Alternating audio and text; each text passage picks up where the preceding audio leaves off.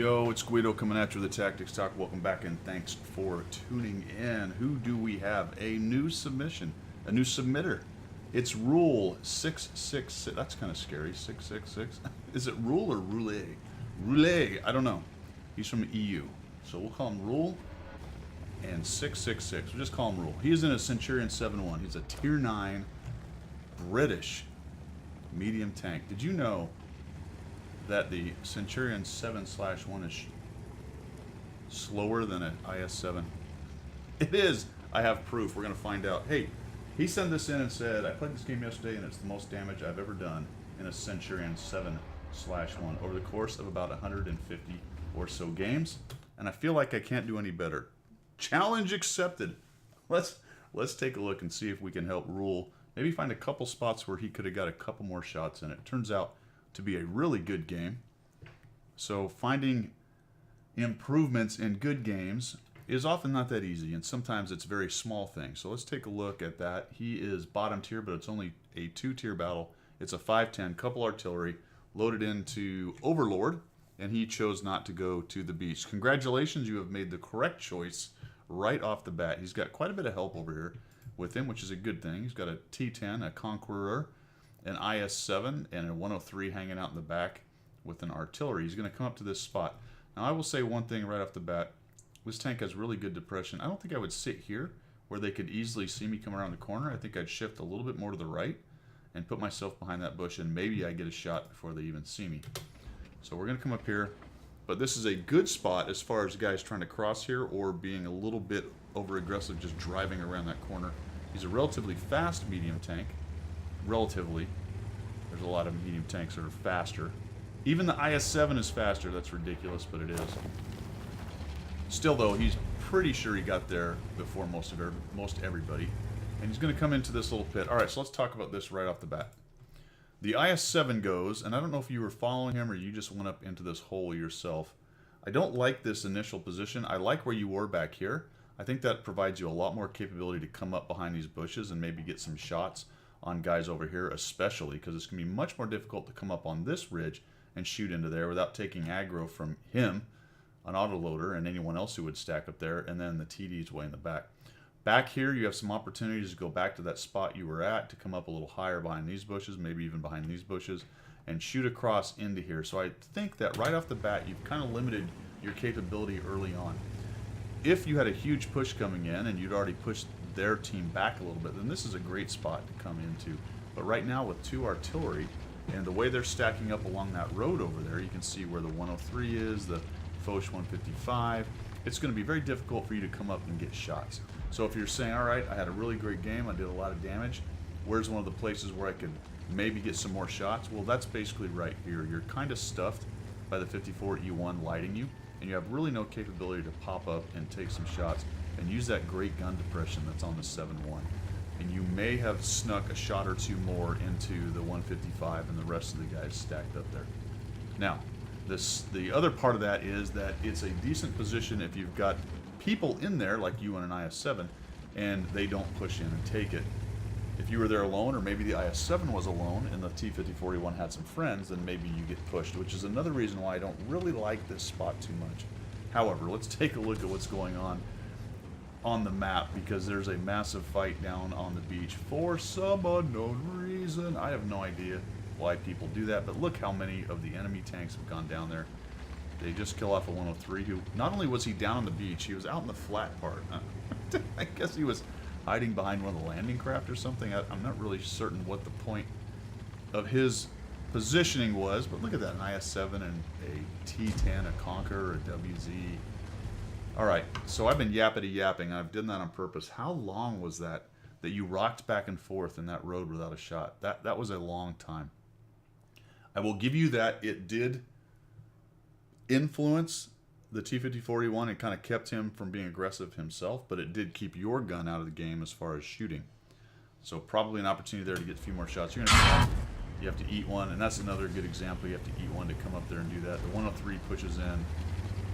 The IS-7 pushes in, and the interesting thing here is you're not taking a lot of shots from TDs in the background. Why? Because they're all either down here, the T-95 is out of the game back here, and the Foch is sitting right here. So what is not spotted? There's a Foch, a T95, and a WZ. That's all the TDs. So you know where they are. Maybe there's a medium back here, but I don't think so. If you count all the noses, that's just about everybody. So you've got a good idea that there's no one back there. So now you can push into them, take them down. You do some really nice work here, actually. And unfortunately, the replay right now is not showing the silhouette, which it does that once in a while. First time I looked through it, it did. That was a nice shot on the Foch 155. And let me show you what he's doing, what Rule is doing with his. There we go. Probably it wasn't highlighted because I didn't have it showing what Rule was doing. But he did take on or aim at that spotting bar that goes across to the Foch 155, which is a weak spot. Make sure you aim for the middle of it. The outside edges of it aren't really damageable. And down goes the 103. So we have an interesting situation here. I talk about this quite a bit. You've won this flank. Yeehaw. Hooray. High fives all around. Bro hugs. Aren't we great? What do we do now? Hey, let's push into the cap. No. No, don't. Stop. There's a T95 down there. These guys are threatening. Leave him out of the game. He's not playing. He's sitting in the back. All you guys. All's you guys. Or as we say down here in Florida, all of y'all, head back up here and wipe out their guys that are going to drive up on your cap. But no, that's not really what happens. The T10, the IS-7, and I believe the 103. I don't understand. I don't know, guys. All right, so you come over here, you look for shots. I think that's a good idea. Got the artillery. He eats a large piece of lead, as all artillery should. Just kidding, guys. I love you guys. This is a great... Watch this. He's very careful. He watches this happen. He's not going to shoot. He's going to say, what are you going to do? Oh, you're going to give me just a little bit of that edge and that nice accuracy from the 7.1 and put a shot right into the T95. Now, I would be reacting back... There, yeah, I think you really waited here too long. Who cares about the T95? If those three guys can't kill one T95, well, frankly, they shouldn't even be trying. They should have left him there. A couple of you sitting in this middle bowl, if that T95 tried to push, would be dead. So nice job here coming back. This is where the damage is and where the shots are. So we're going to come up here and look for this guy. No shot there. Looking over for these. Oh, there we go. Really nicely done here, just right at the top. The accuracy on the 7.1 is really nice. You can see that he's avoided pressing Hesh. I think this thing rolls with Hesh. Just firing regular AP. Another shot into the 54-51, which I think is running the stock turret. That's a weird looking turret. I don't know if that's its... Is that its major turret? I don't know. 353. Nice job. Couple shots there. Those guys are hittable where they are. There you go. Move on over here because that TD gives you side shots. You're going to come right up here. So nice job. You're shooting. You're thinking about where you're going next. You're immediately moving and repositioning to where the next shots are. Now you have to know that there's somebody on the cap. You've got two on your cap or two on their cap. There you go. Take him down. And unfortunately, they're facing a T95 and they get absolutely massacred over there. Nice bounce there. Ouch. Kind of lost track the AMX was fighting you right there. That's a pretty typical thing. They back off. You sort of forget that they know you're there, and next thing you take a hit. Next thing you know, you take a hit. So they've got a guy on the cap. The Conqueror and the WZ are sort of fighting those two, and come over here looking for a shot. Nice job on the T10.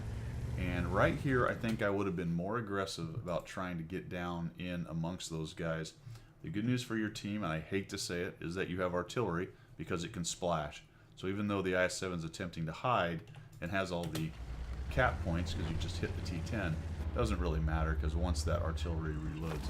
The bad news is it's a 155-58, so depending on where his reload cycle is, he may not be ready to do it. So we're going to come on in here and see what we can do, but nope, he does splash and take all of the cap points away from the IS-7, so that was fortunate as well. Come up here, we get a shot. Ooh, I think I would have aimed a little bit more. He wasn't looking at you. You really needed to put that in there. So there's just a case of not aiming very well and being careful about the shot. That's a nice one. Ooh, just doesn't go in there. So maybe another opportunity for some damage in there. Do a little better. Come around here. Back up. I thought you were a little more careful than you really needed to be here. You don't want to just rage in there and let him hit you. It just takes these nice, careful shots. That's just unfortunate. But again, you're just sort of dancing around here. I would have just gone after this guy. Let's get rid of him. Why? Because you're well up. get rid of this guy, and then let's move on to the T-95. He gets the Conqueror out. We auto-aim and come in there, and down he goes. So probably an opportunity for a couple shots in there, at least one, if you're just a little bit more careful. So there's a little more damage you could have had. So this becomes an interesting decision for me. You go down the beach. I think I may have actually stayed up one level and come across and just been careful as I move from cover to cover and see if I can't light up that T-95. I wouldn't go driving out in the open straight at him, but there are some positions in there where you can move from rock to rock, coming in through here in some low spots where you could maybe spot him and start seeing what he's doing. We're going to come this way. I'd have gone up that hill. Oh, I meant to show you guys that the IS-7 is actually faster. We'll watch this. The IS-7 was behind him. He's caught up. IS-7 goes up that hill. Doesn't really lose much speed. And now he's going to come down that hill. And look at him. He's just overtaking our... the Tier 10 Heavy is faster than our Tier 9 Medium. Look at that. Absolutely insane. They've got an artillery at T-95. There he is. So we're going to very carefully aim at this guy. I don't know if you don't like the full zoom or what. That was kind of interesting that you don't use it. It was more of a third-person shot. Unfortunately, the T-95 pokes over a hill and drops one into your top there. We'll speed this thing up just a little bit. Gonna come up the hill. And here's the last place where you probably have some opportunities to get some damage. You're going to carefully take a look. You got a platoon mate with you. You're coming around. You're on two sides of this guy.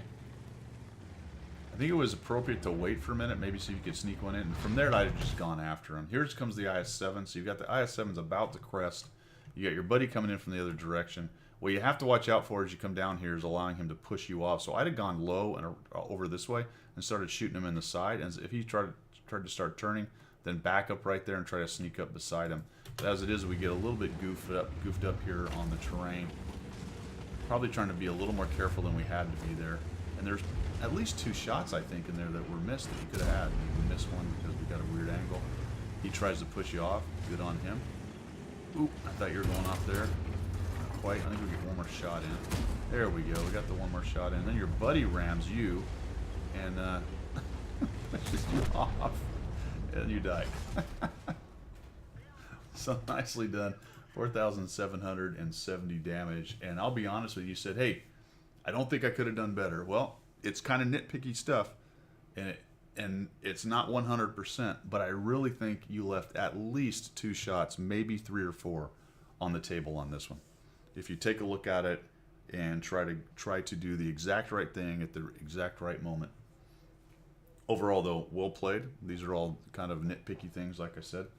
Enjoyed watching that. Thanks for sending that in, Rule. That's all I got, fellas. I hope you learned something, and we will see you.